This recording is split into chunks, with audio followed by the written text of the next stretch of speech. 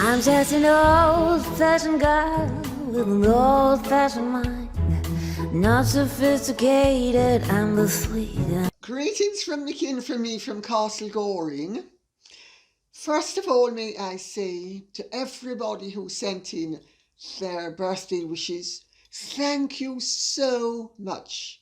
You have no idea how you helped to make my birthday a real delight. I would also like to thank this wonderful person who sent in this magnificent scarf, which is just heaven itself, but didn't put in any contact details. So I can't thank you except like this. I will wear it. I think it's absolutely gorgeous. And as soon as the weather turns, I'm going to wear it on one of the videos. Thank you, thank you, thank you. It's so sweet of you. Now, if I may, I will plunge right in because we have quite a bit of ground to cover today. Elizabeth A. Dara says, and this is tied in with my birthday wishes, and it's so complimentary that vain old me couldn't resist sharing it with everybody else. Look at your skin, several exclamation marks. Thank you. I have to thank God for having given me the skin, but I have to take credit for having made sure I have preserved it. She then continues to say, happy birthday and congratulations on your senior beauty. More exclamation marks. And I thought that was so cute and so sweet that I had to read it out. I know many of you said that I don't look my age, and it's really kind of you to say that.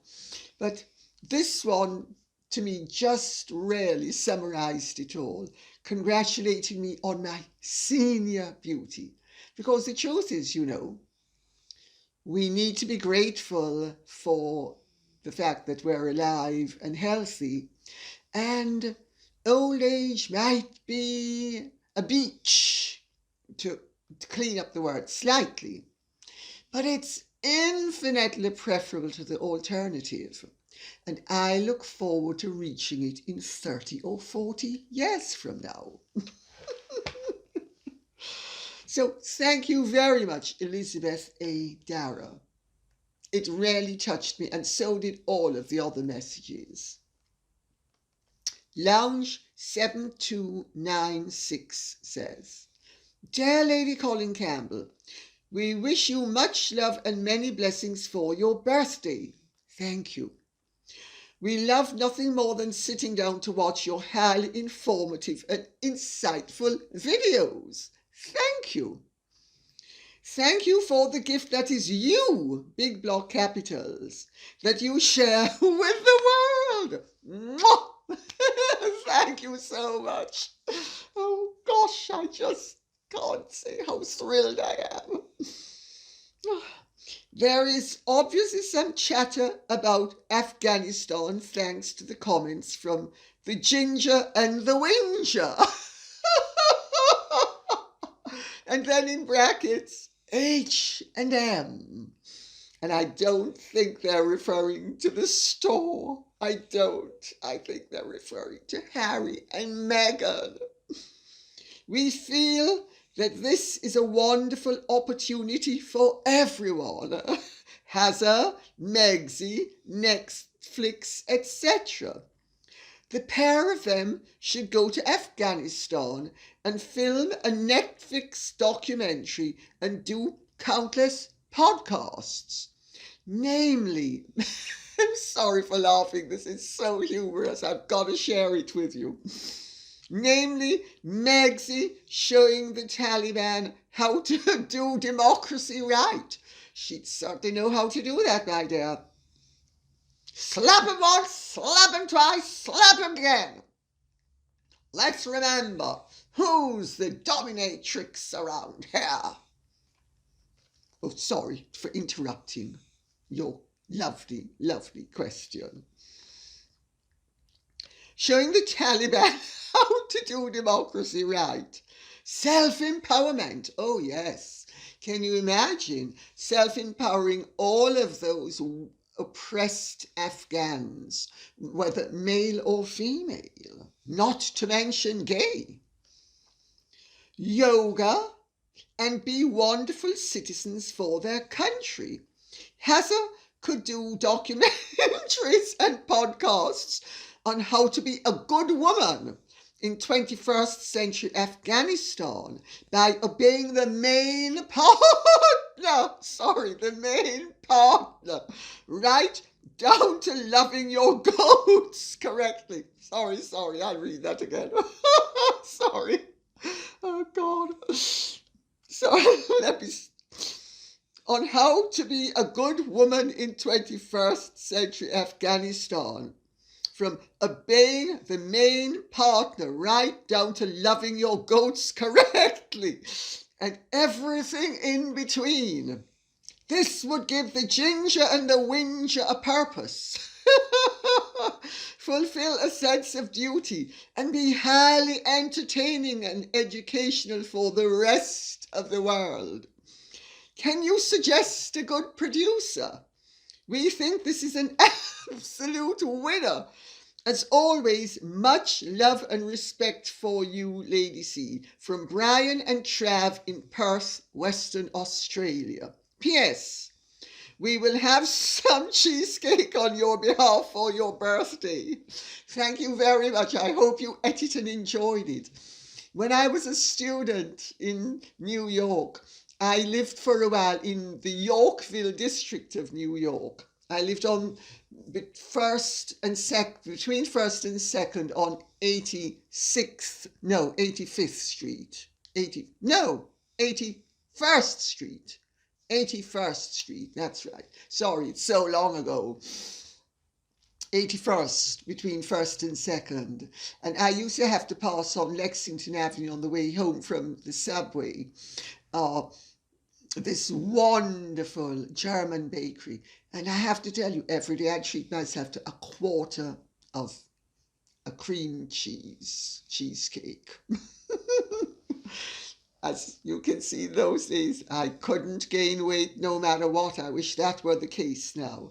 Anyway, to return to your hysterical question, I think it's a wonderful idea.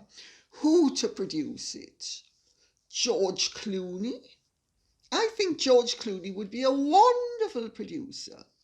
And Amal could get in there as well. She could defend the human rights of all of the people who supported the West, who, if they haven't been executed, are going to be tried before being executed.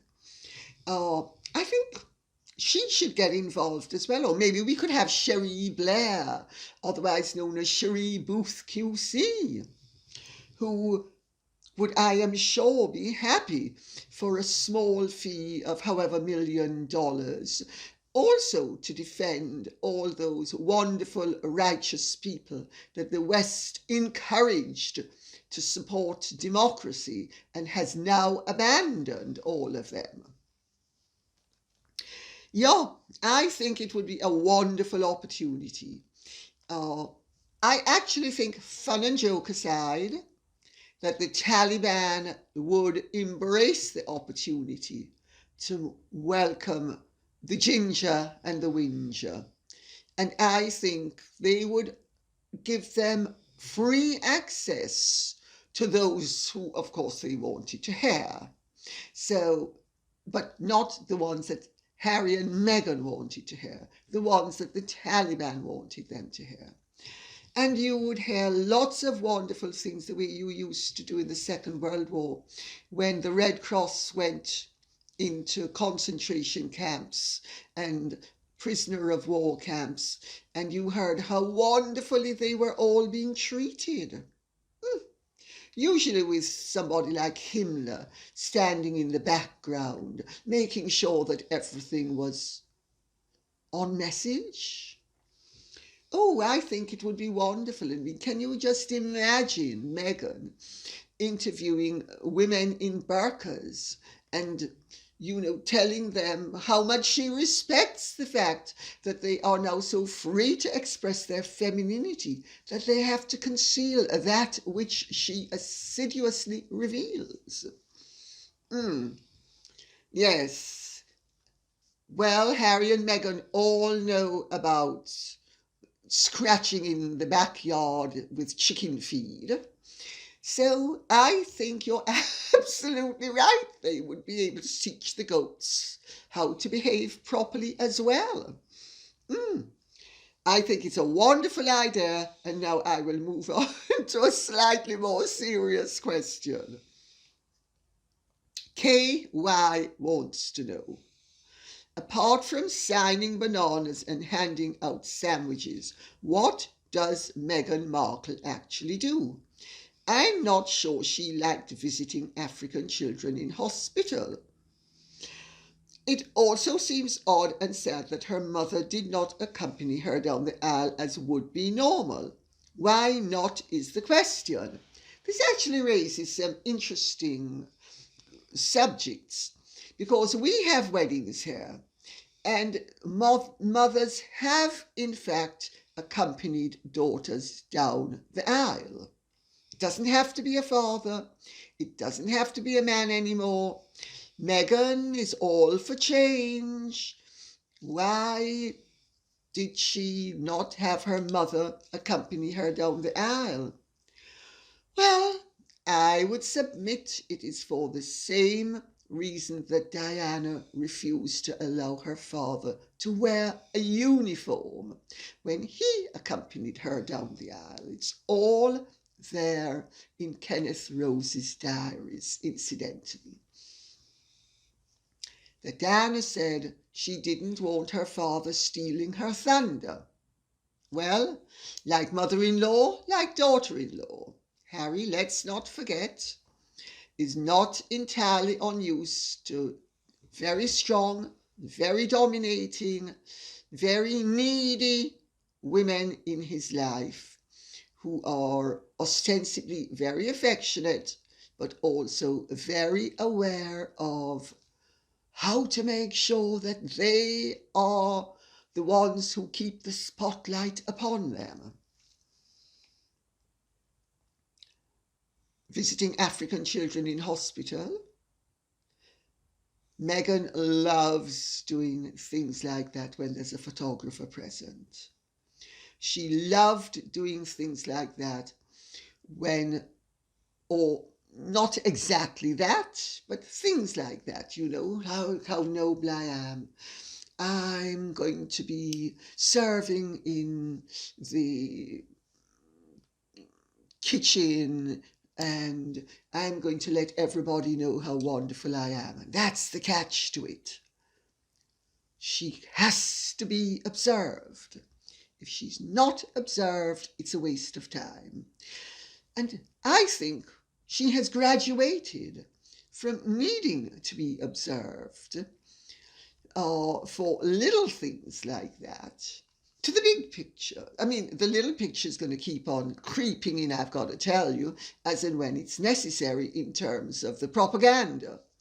But in terms of the big picture, it's going to be all about wheeling and dealing and coming up with mega deals, which so far they've not been delivering upon, but at some point they're going to need to deliver.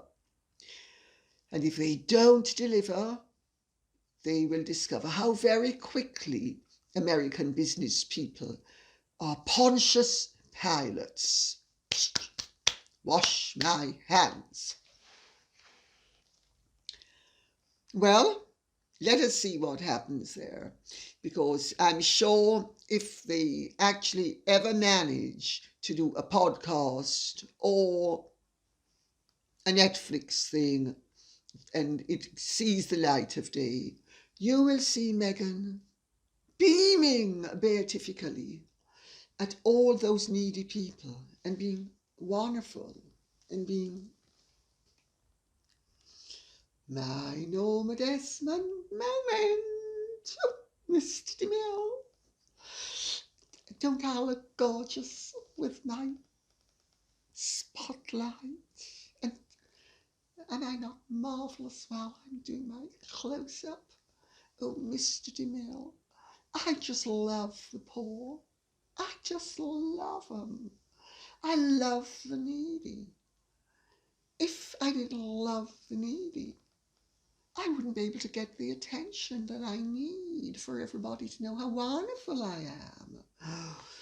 But Mr. DeMille, my true love is the camera. And to wrap this up, of course there's no way Meghan was going to be an engine for change that was going to allow her mother to share her limelight. I mean, can you imagine the prayers that she uttered? Oh, dear God, gratitude. Dear God, thank you so much. Daddy hasn't been able to come. Thank you, thank you, thank you, dear God. I can walk down that aisle all on my own. I've done it all. It's all about me. It's nobody else. It's all about me. And then that wretched father-in-law to be of hers insists on walking her down part of the aisle. Well, I mean, what's the girl to do? Of course, she couldn't possibly deny him at that point. The deal hadn't been closed yet. Ring was not solidly on finger.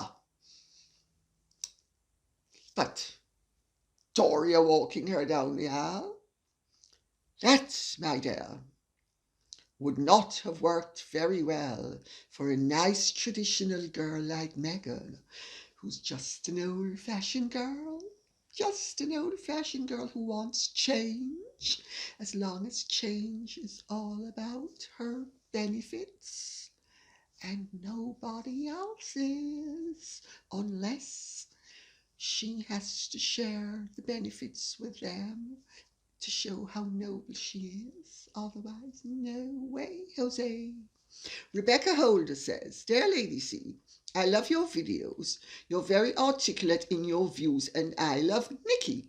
Mickey says, thank you very much. Mickey's chilling right there. I also love your opening songs from our legend, Mighty Sparrow. Mighty Sparrow was a calypso singer in the West Indies. So she's obviously a West Indian. We'll love if you give it a mention once in a while. I just did, my dear. Lady C, one point I need to make. When your dog knows you well, they love to sit next to you or sit at your feet once you are in their presence. And notice how she puts this. She's a real dog lover. Not that they're in our presence, but we're in their presence. I like the tone of this. They may come and go, but once they know you love them, they never sit in a corner the whole time while being in your presence, like Meghan's dog. Interesting observation to make. Several people made the observation that that dog was uncannily still. And it put me in mind of Professor Balthrop, I think his name was. When my children were a year and a half old, a friend of mine, in quotes, decided with another friend of mine, well, by then an ex-friend, that they were going to get my children taken away from me. Sonia, because she was in love with Dima, and her childless sister Elaine was in love with Misha, and she had asked me to help her to get a baby from Russia because she loved Dima and wanted a baby exactly like Dima. And I told her, first of all, you can't get exact babies. And secondly, because she was a woman of colour Russia would not match her up with somebody not of her own colour. And I told her that I had seen the most captivatingly beautiful little boy, he was about 2 at the time, who had been returned to the orphanage when the couple realised that he was a child of colour. And I said, I'm sure we can swing that very easily. No, she said. If I had a baby with a white man, the baby would be white. I said, Sonia, let's not get carried away here. You know, you can't change the way the Russians want to do things. Well, I'm sorry, I wouldn't want any coloured child, she said, when I could have a white baby. So I thought that was the end of the matter. Not at all. She came up with, and by the way, this is in my book, my autobiography, She's a Rosebud. She knocked heads with a former friend of mine who I had promoted and put on the map socially. She was completely unknown before she met me, begging for me to introduce her to people and mention her in my column, which I did. I'm always happy to help people out if I like them. And I always say I'm happy to be of use to people. What I don't like is being misused and abused.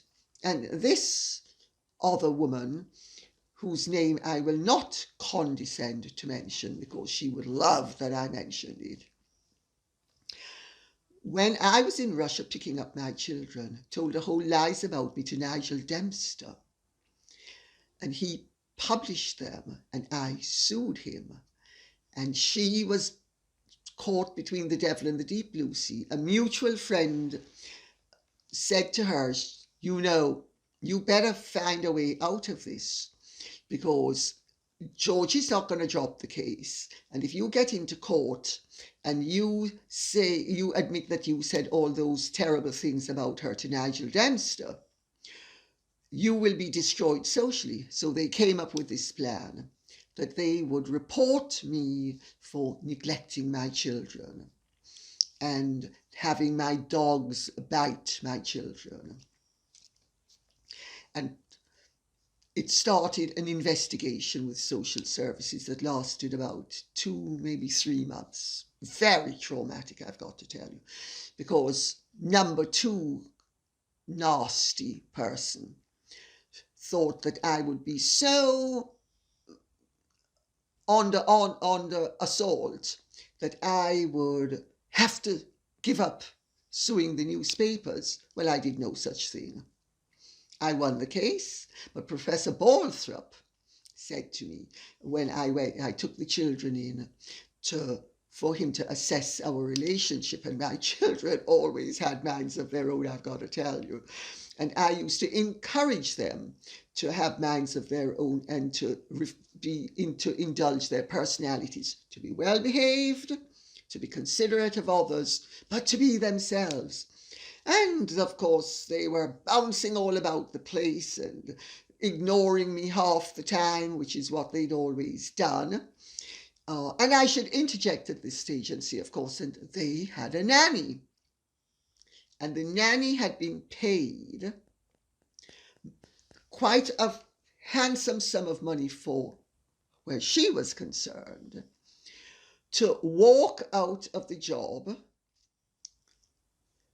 and so I wouldn't have a nanny.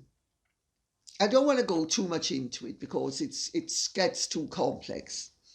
But of course, the Westminster authorities, social services, knew I had had a nanny. So, of course, how all of this could have been happening, how I could have been neglecting the children when there was a nanny to take care of them, or allowing the dogs to bite the children, and of course there were never any bite marks, is beyond me, because of course, but they thought that they would be able to move while I was in Jamaica, knowing my father was dying, that I would go to Jamaica for my father's death. And while I was in Jamaica, and while I was attending his funeral, they would be able to seize the children.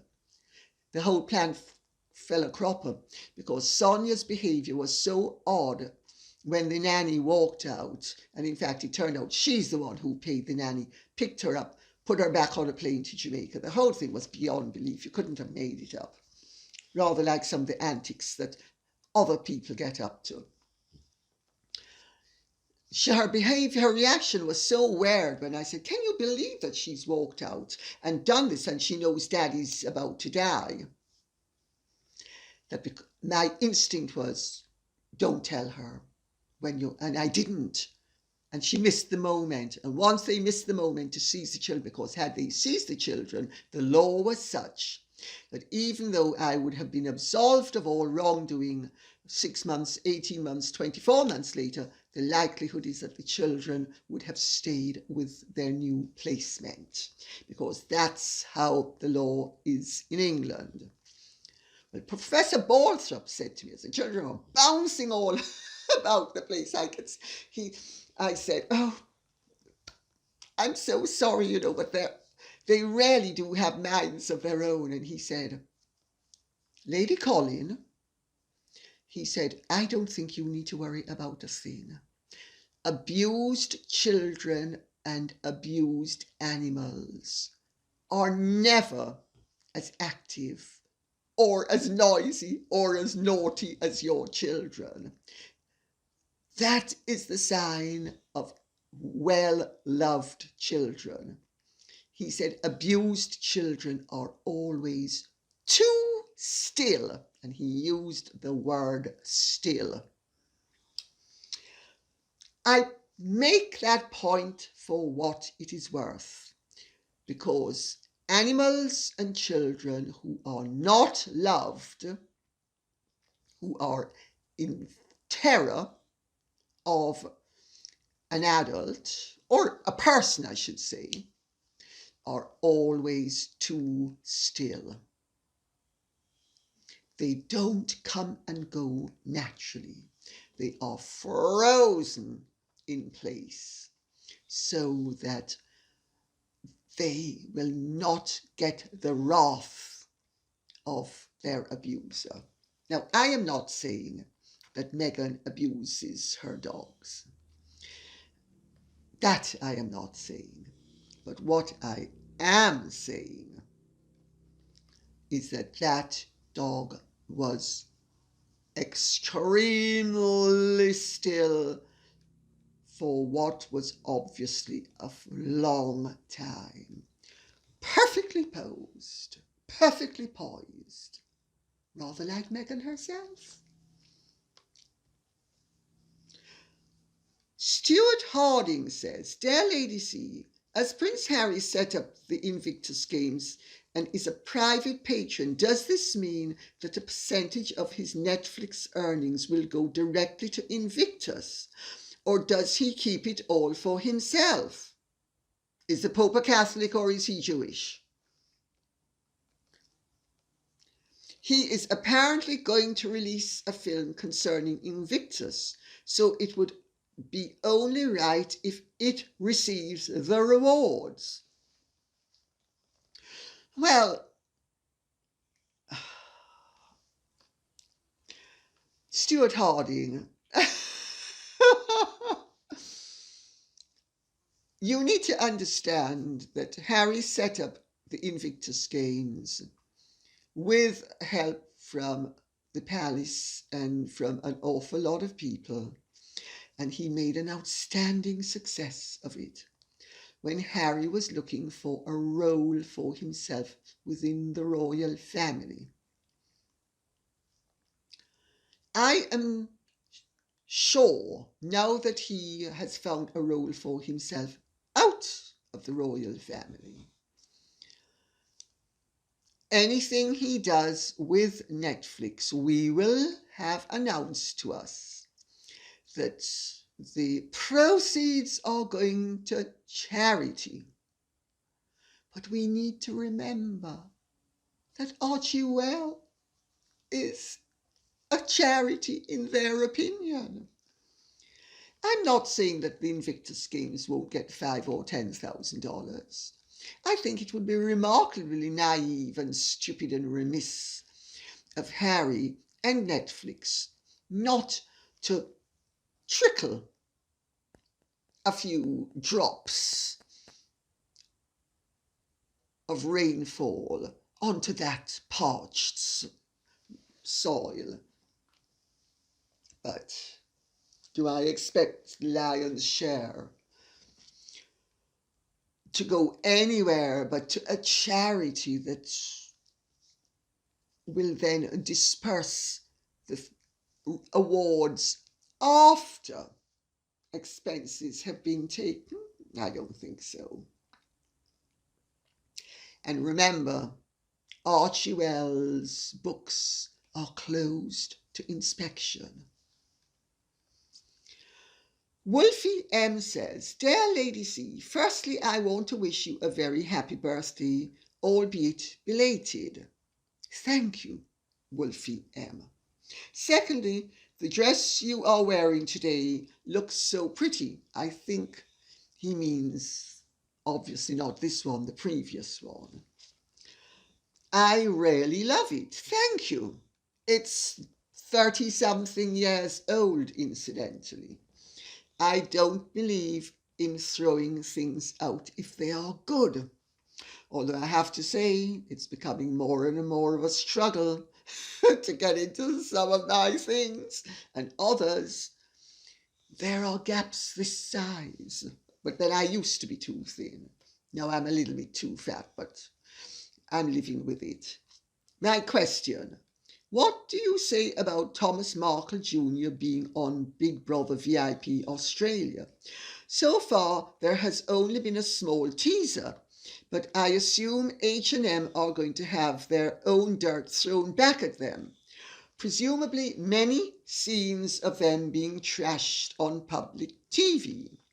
As much as I usually hate these kinds of shows, in this case I am not quite sure that they don't deserve to reap what they have sown. What do you think? Well, I agree with you. What you reap is what you should sow. Of course, you don't always sow what you reap, because good things happen to bad people and bad things happen to good people. Will Thomas Markle dish the dirt? Well, the Australians, I have to tell you, don't like Harry and Meghan. Australian television is rife with anti-Harry and Meghan comments. They are at the forefront of the anti-Harry and Meghan movement. So I would be surprised if there is not a certain amount of dishing. Quite how much there will be is something else again. Because these shows are very carefully calibrated and constructed, and they're very balanced. And, you know, there always has to be something going on, and there has to be some provocation. But they also don't want the participants straying too far into dangerous terrain, because their lawyers stand over everyone and over everything, terrified of a lawsuit. My thoughts will offend you, says. Well, I hope not, dear. Dear Lady C, Thomas Jr. Markle made a video on his Instagram talking about his sister Meghan and calling her out and warning Henry that it wasn't too late to back out. He said there would be many more videos to come. Your thoughts? Should I feel bad for grabbing my bag of popcorn to watch this all play down? No, you shouldn't feel badly about it. The fact of the matter is, Meghan and Harry have turned themselves into what the Jamaicans would call a poppy show. I think actually it's a West Indian term, because I think the Mighty Sparrow and Lord Kitchener and all of them also used to sing about poppy shows. Well, a poppy show, I think, is sort of obvious what it is, and they have turned themselves into poppy shows. They want the attention. Give it to them. Don't feel guilty about enjoying the spectacle. They have created spectacles of themselves. Don't feel badly about enjoying it. This is theatre in action.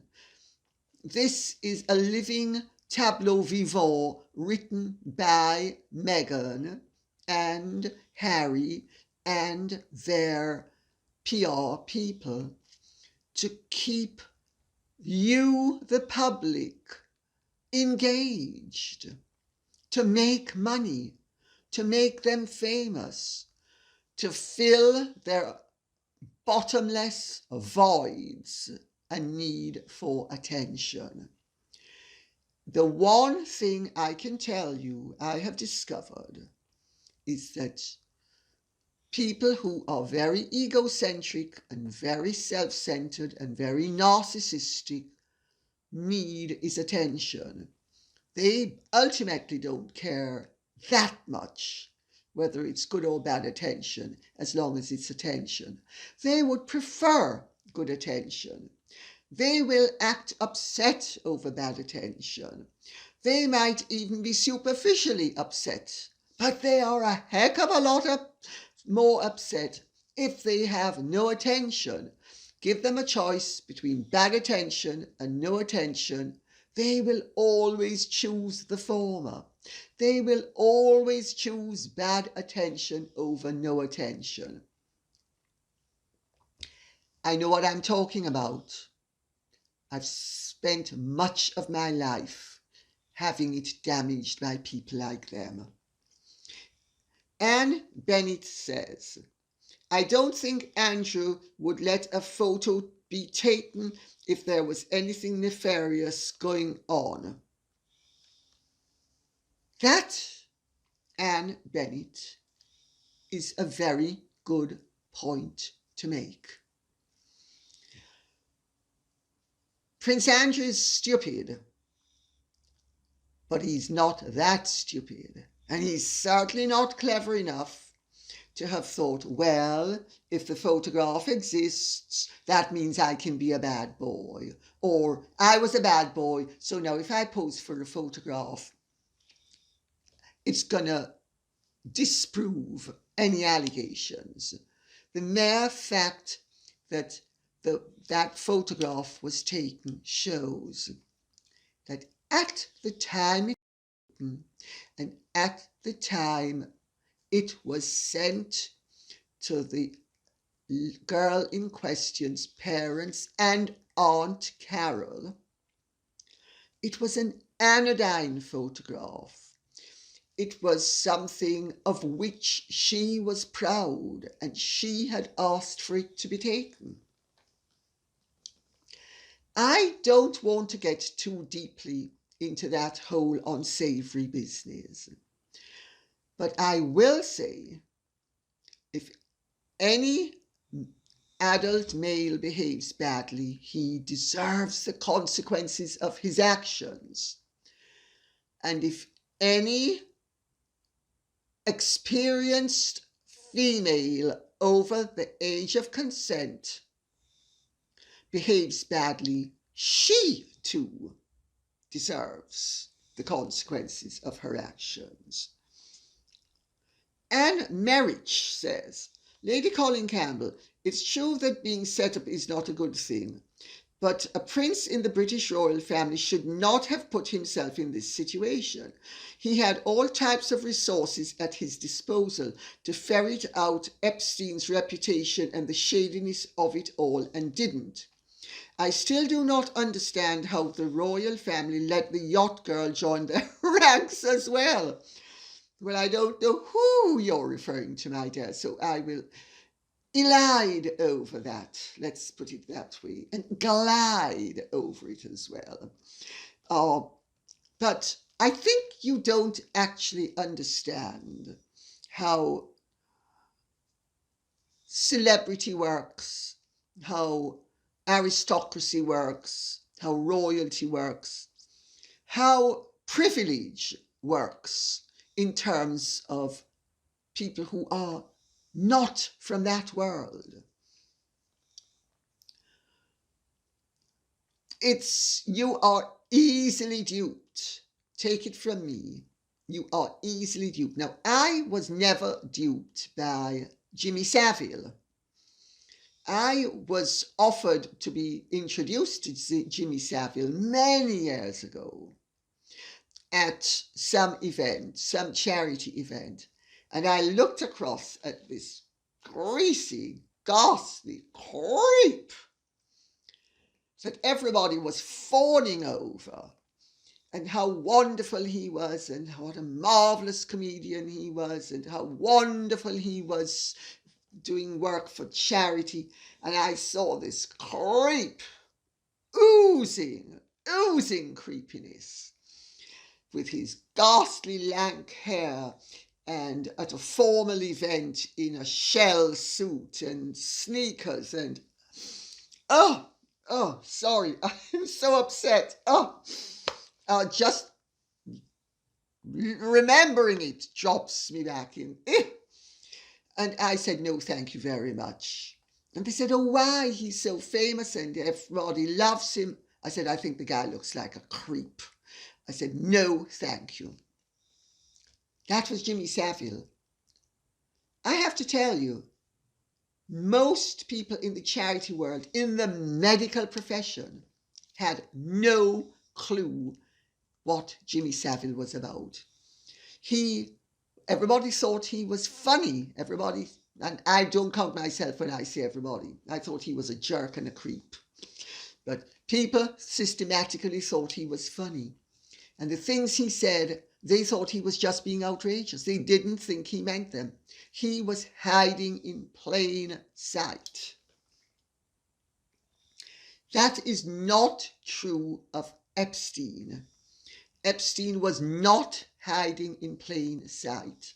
I have said before that he tried to steal the Belgravia flat of one of my son's godmothers from under her.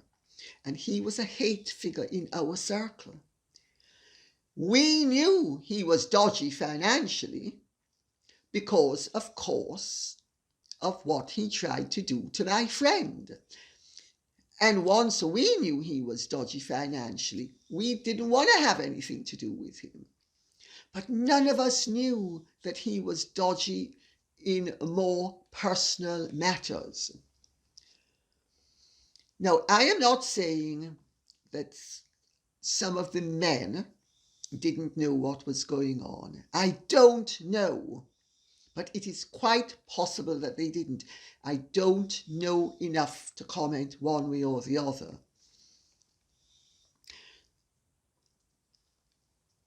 I can see why people like Bill Clinton and Prince Andrew regarded him as somebody fit to associate with because he was supposed to be a financial genius.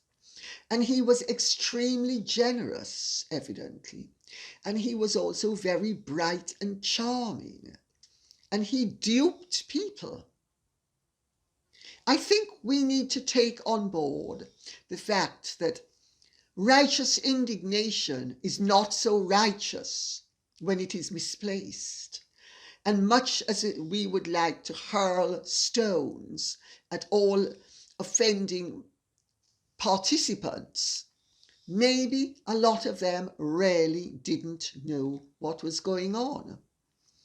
Most people do not reveal the dirty sides of their natures. I just say that for what it's worth. And I'll tell you, if I'm wrong, they should all be drawn and quartered. Nicola Carr says, what do you think will happen next to Prince Andrew? Do you think Andrew will just continue to keep his head down?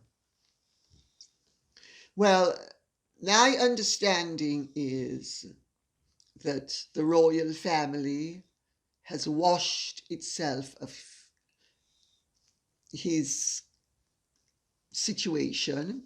It is entirely between him and his solicitors. We need to remember, in this country and in America, everybody is innocent until proven guilty. That's number one. Number two, we also need to remember that even though he's a prince, he is a human being and has human rights. I know the whole thing is extremely distressing to the whole of the family. I know that some of them would like his lawyers to take a different stance. I know his lawyers are so far refusing to take a different stance. They feel that their brief is to protect their client to the best of their ability. This is a very complex and difficult situation.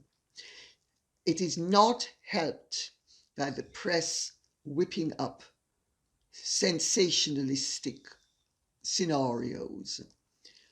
I think we ought to allow it to play out legally. In Britain, there is a tradition that when somebody is being tried for a crime, that everything is sub judice. In fact, before they are being tried for a crime, once there is a suspicion that they might have committed a crime, the British newspapers are not allowed to report upon it. This is not true in America. There's trial by media. There's mob rule.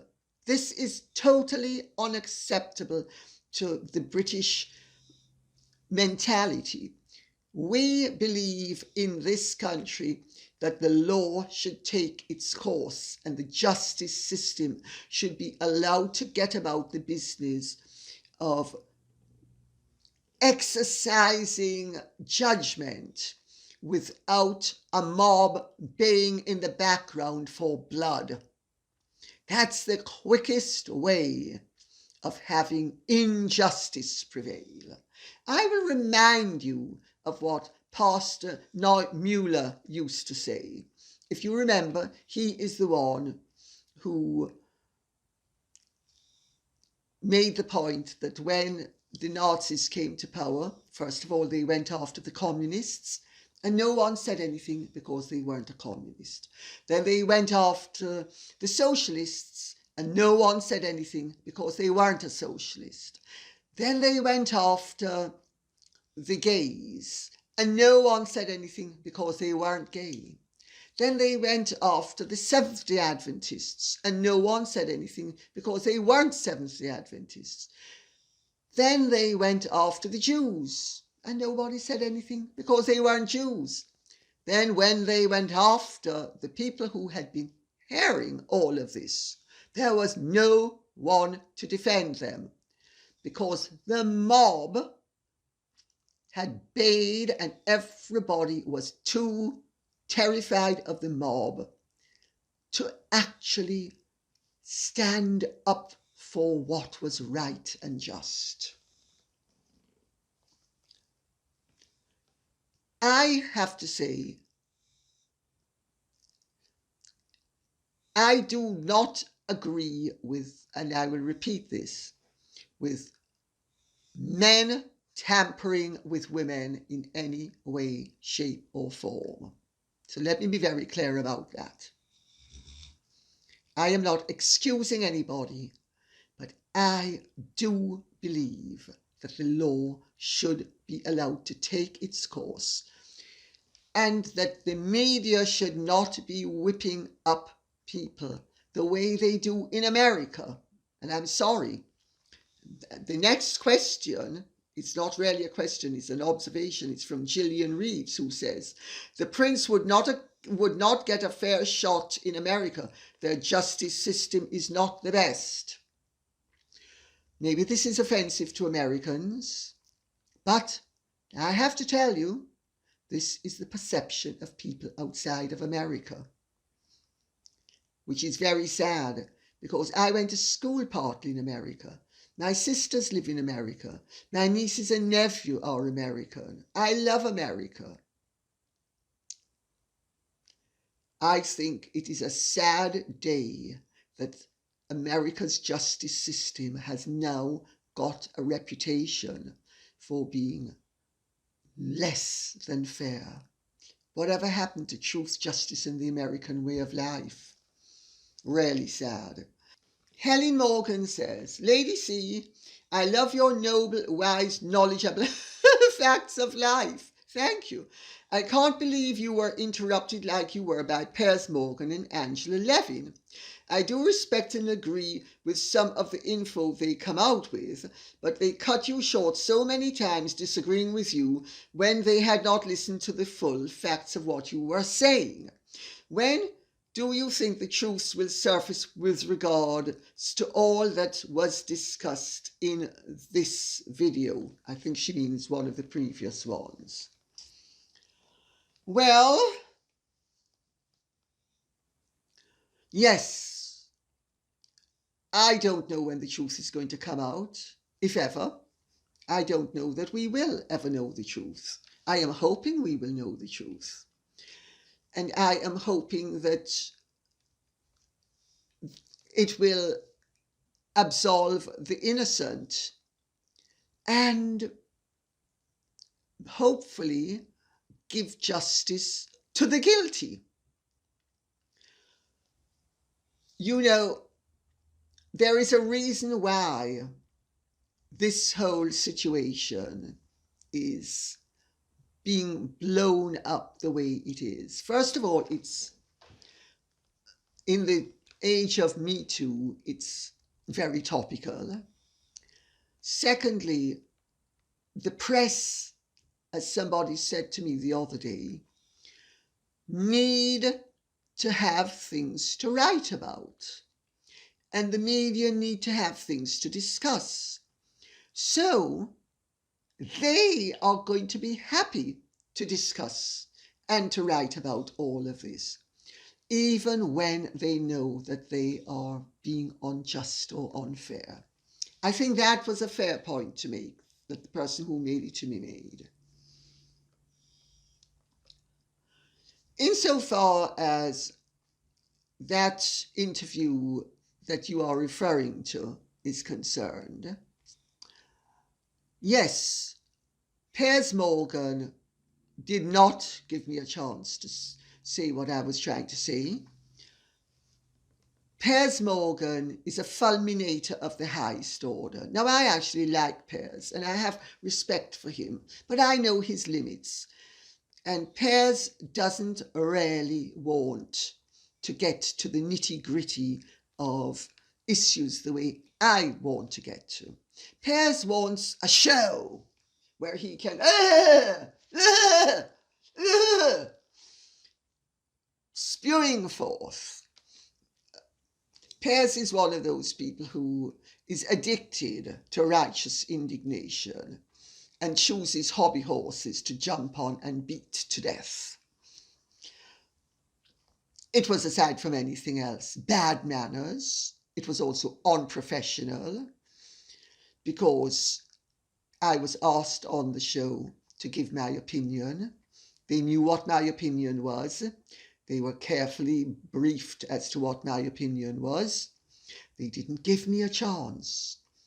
Angela Levin, who has interviewed me before, and I've actually taken Angela Levin to lunch, and I like Angela Levin as a person.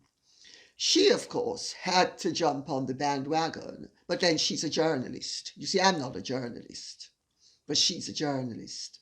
And she had to jump on the bandwagon because she was opting for being one of the chorus. the person who I was absolutely stunned by, I have to tell you, wasn't Angela Levin with her stupid comment about, the doctor says. I mean, really, telling me, who's the first 21 years of her life were ruined by doctors, the doctor says. I mean, you talk about insensitive, not to mention stupid. But the person who I thought was worse than either Piers or Angela Levin was Dr Hilary Jones, because he sat down there and he, on 2 occasions, violated his medical oath, in my not so humble opinion. The first time was when he made a medical assessment without it being his client, or patient, I suppose would be a more accurate way of putting it, but more to the point, poo-pooing a claim unfairly by choosing technical terms to plunge the knife in. So not only was he diagnosing when he shouldn't have been diagnosing, but he was also, in my opinion, extremely unfairly. Not only was he misdiagnosing, but he was also actually mocking a perfectly pedestrian term that actually could be easily translated into medicalese. So he was behaving very inappropriately in that regard, but he was there to further the agenda of the program, which, it has to be said, I had no idea was what the agenda was. I thought it was one thing, it turned out to be something else. But then worse than that, when I was giving accurate medical definitions, or trying to, would be a more accurate way of putting it, and was calling into question Piers's refusal to actually use the correct medical terms for a medical issue. The medical doctor who 2 minutes before had been quite happy to misdiagnose and to misattribute and to poo-poo a pedestrian's claim unfairly medically, was then all of a sudden going to be medically ignorant and not back me up, which he had a duty to do and didn't. So I have to tell you, I thought the whole thing stank to high heaven. Virginia Farquharson says, Lady CC, good day to you. Forgive me, but can I ask if Virginia is suing Andrew? Surely not, as she was one of the recruiters herself. How does that work? Surely she should be on trial with Maxwell. Yes, she should. It's as simple as that. Yes, she should. In America, they try 15-year-olds as adults if they kill, but they're letting a 17 to 19-year-old off the hook to bag a prince and to preserve big American names. Yes, I agree with you. She should be tried as well. She should be tried as well. By her own admission, she was a recruiter. And she was over the age of consent, and then she was in her majority, which is at 18 years old. What's the excuse? Why isn't she being tried? If you answer that question, that is the key to an awful lot of what is going on that shouldn't be taking place. I'm not saying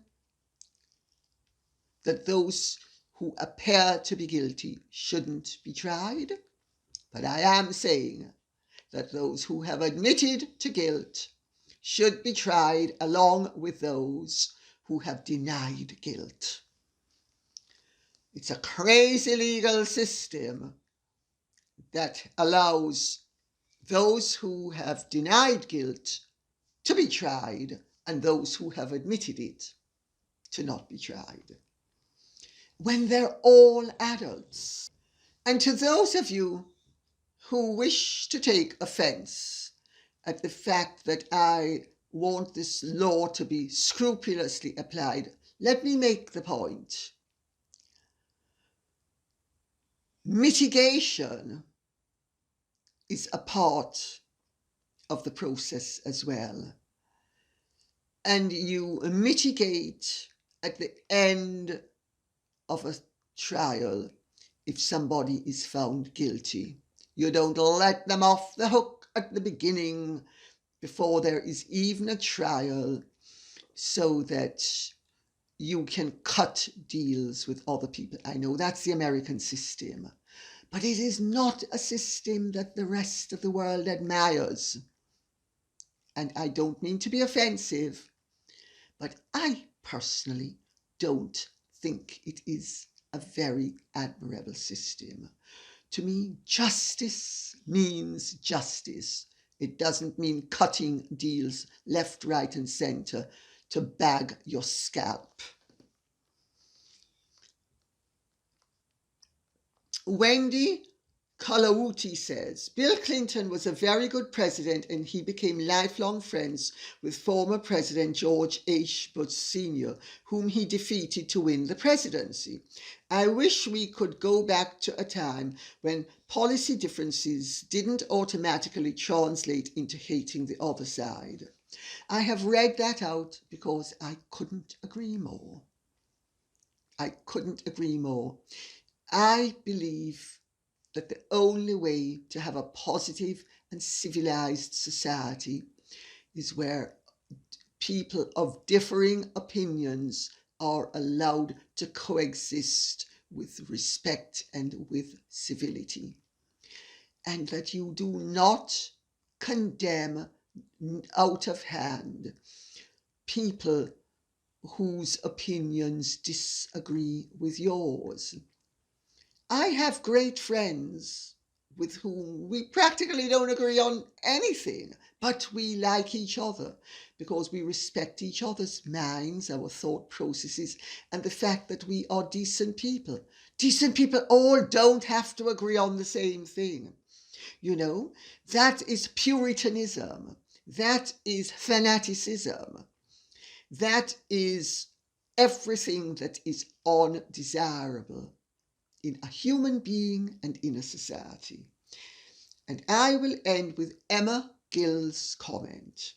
Cressida Dick and the Metropolitan Police need to get on with the violent knife crime issue in London and stay out of woke politics.